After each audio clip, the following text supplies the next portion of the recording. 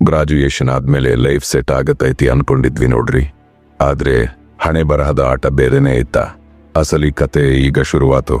22 ವರ್ಷದ ಹುಡುಗ ಕೈಯ ಬಂದು ಮಾರ್ಕ್ಸ್ ಕಾರ್ಡ್ ಹಿಡ್ಕೊಂಡು ಕಂಪನಿ ಅಡ್ಡಾಡ್ತಾನ. ಹೋದ ಕಡೆ ಎಲ್ಲ ಒಂದೇ ಮಾತು, ಏನ್ ಕಲಿತಿ ನೀನು? ಎಕ್ಸ್ಪೀರಿಯನ್ಸ್ ಇಲ್ಲ, ಸ್ಕಿಲ್ಸ್ ಇಲ್ಲ, ಯಾಕ ಬಂದಿ ಇಲ್ಲಿಗೆ ಅಂತ ಅಟ್ಟಾಡಿಸಿ ಇನ್ಸಲ್ಟ್ ಮಾಡ್ತಾರ. ತಲೆ ತಗ್ಗಿಸಿ ಆಚೆ ಬರ್ತಾನ. ಆದ್ರೆ ಮನೆಗೆ ಹೋದ್ರೆ ಎದುರಿಗೆ ಅಪ್ಪ ಅಮ್ಮ, ಏನಾಯ್ತು ಮಗನೇ, ನೌಕರಿ ಫಿಕ್ಸ್ ಆಯ್ತಾ ಅಂತ ಅವರ ಕಣ್ಣು ಕೇಳ್ತಿರ್ತಾವು. ಗೆಳೆಯರು ಫೋನ್ ಮಾಡಿ ಪಾರ್ಟಿ ಯಾವಾಗ ಅಂತಾರ. ಇಲ್ಲೋ ಮರೆ ಅಂತ ಅಂದಾಗ ಅವನ ಎದೆ ಒಳಗ ಏನಾಗತೈತಿ ಅನ್ನೋದು ಆ ದೇವರಿಗೆ ಗೊತ್ತು. ಒಂದು ಕಡೆ ಮನೆಯವರ ಆಸೆ, ಇನ್ನೊಂದು ಕಡೆ ಸಮಾಜದ ಹಂಗು. ಇದರ ನಡುಕ ಪ್ರೀತಿ ಮಾಡಿದ ಹುಡುಗಿ ಬಂದು ಹೇಳ್ತಾಳ, ಮನೆಯಾಗ ನನಗ ಮದುವೆ ಫಿಕ್ಸ್ ಮಾಡ್ಲಿಕ್ಕೆ ಹತ್ತಾರ, ಏನಾದ್ರೂ ಮಾಡು ಅಂತ. ಆ ಮಾತು ಕೇಳಿದಾಗ ಆ ಹುಡುಗನ ಮನಸ್ಸು ಹೆಂಗ್ ಹೊಡಿತೈತಿ ಅಂದ್ರೆ ಕಿರುಚಾಡೋಕ್ಕೂ ಆಗಲ್ಲ. ಒಬ್ಬನೇ ಕತ್ತಲ ಮ್ಯಾಗ ಕುಂತು ಕಣ್ಣೀರು ಹಾಕ್ತಾನ.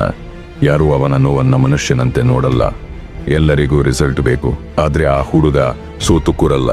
ಜಗತ್ತಿಗೆ ತನ್ನ ಕಣ್ಣೀರು ತೋರಿಸದ ಹಂಗ ಒಳಗೊಳಗೆ ಬೆಂಕಿಯಂತೆ ಉರಿತಾನ. ಮಿಡಲ್ ಕ್ಲಾಸ್ ಹುಡುಗರ ಬದುಕು ಸರಳ ಇರಲ್ಲ. ಹೊರಗೆ ನಗ್ತಿರ್ತಾರ ಅಂದ್ರೆ ಅದರ ಅರ್ಥ ಅವರು ಖುಷಿಯಾಗಿದ್ದಾರೆ ಅಂತಲ್ಲ, ನೋವು ನುಂಗೋ ಶಕ್ತಿ ಅವರಿಗೈತಿ ಅಂತ. ಅವರ ಮೇಲೆ ಪ್ರೆಷರ್ ಹಾಕಬೇಡ್ರಿ. ಅವರನ್ನ ಅರ್ಥ ಮಾಡಿಕೊಂಡು ಬೆನ್ನು ತಟ್ರಿ.